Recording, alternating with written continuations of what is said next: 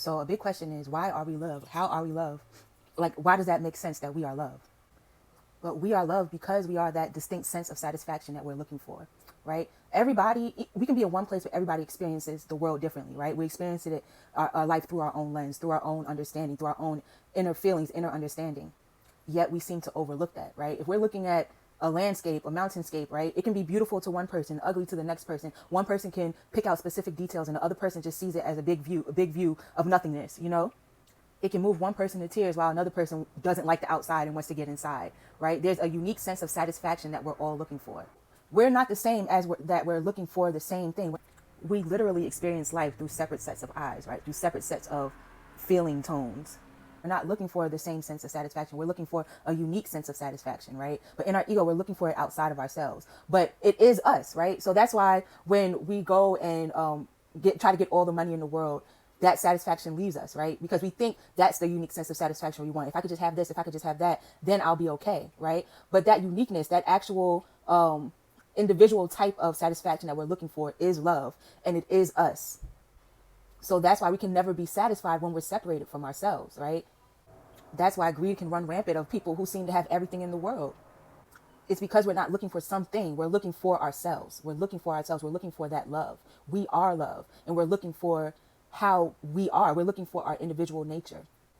And that's why we can't put a finger on it. We don't know what it is, right? We can't put it into a box because we can't put ourselves into a box. We're ever expanding, we're ever growing, and there's no limit to who we are, right? But there's a specific lens of who we are.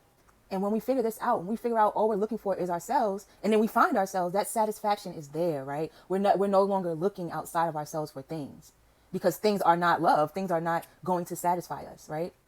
The closest thing to the love of the self is within our ego is the love of each other, right? Because the love of each other exists within the love of the self. We are connected to each other as we love ourselves, right? And in who we are. So that's not separate. Everybody else is not separate from who we are. But in our ego, we experience everybody else is separate. But when we come together in love, even in the ego, there's a reflection of our true self, right? We can understand what love is. But then that is also distorted. So we go looking for people to fulfill that sense of that need within ourselves, right? That feeling of lack within ourselves.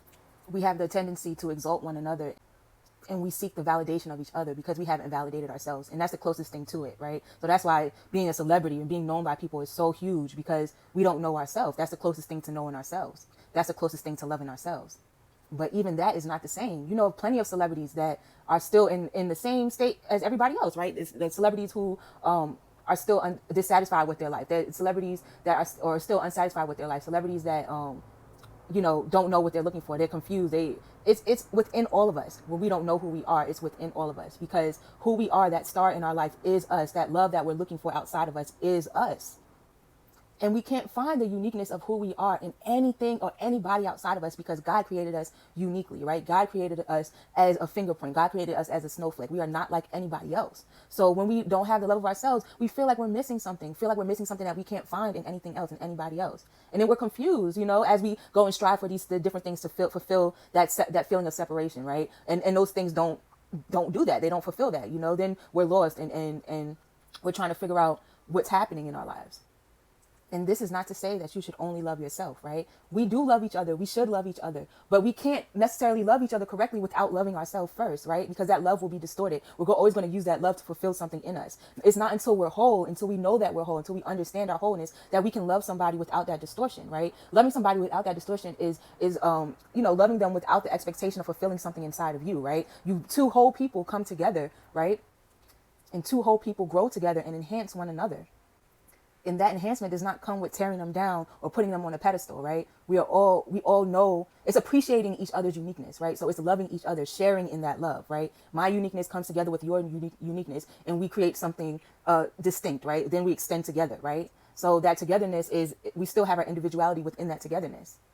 And that is creation, right? Within that definition of creation, within that definition of life, acquiring things, you can have as much or as little as you want. Acquiring things doesn't add to you or take away from you, because what you're looking for is you, right? Everything that we're looking for is us, So if we're everything, if we have everything, then we can exist and have the freedom to live our life how we want to live our life, to create our life how we want to create our life.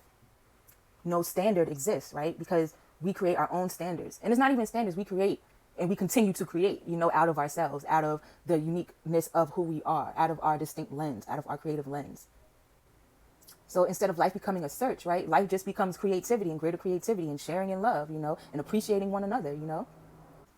And there's no cap to that. That is everything. You know what I'm saying? There's no cutoff to that. You know what I'm saying? Everything exists within that. You know what I'm saying? The ego means nothing. The ego is nothing because it is the search for self outside of the self. But we don't exist outside of the self. So the ego doesn't exist. The ego is looking for nothing. The ego is just a misunderstanding of who we are. Well, we are already ourselves. There's nothing to search for. It's just we're remembering who we are in our healing. So the ego means nothing. The negativity means nothing. The fear means nothing. The proving ourselves means nothing. The violence means nothing. When we find ourselves, there's no more need to work for that satisfaction. We validate who we are, and we validate it by continuing to create, by continuing to be who we are. And in that, we grow because we learn more about who we are, right? As an individual and also as a collective. We don't put a barrier on our growth and our understanding as a individual and as a whole. So as we come into the self, as we come into the whole, as we come into love, we're coming into everything. We're coming into the real world, and we're letting go of what is false. Letting go of the ego is letting go of our misunderstandings. And love is a noun, a verb, an adjective, and everything, because love is everything. Love is who we are, and we are everything. We are our life, right? We are the birthplace of creation.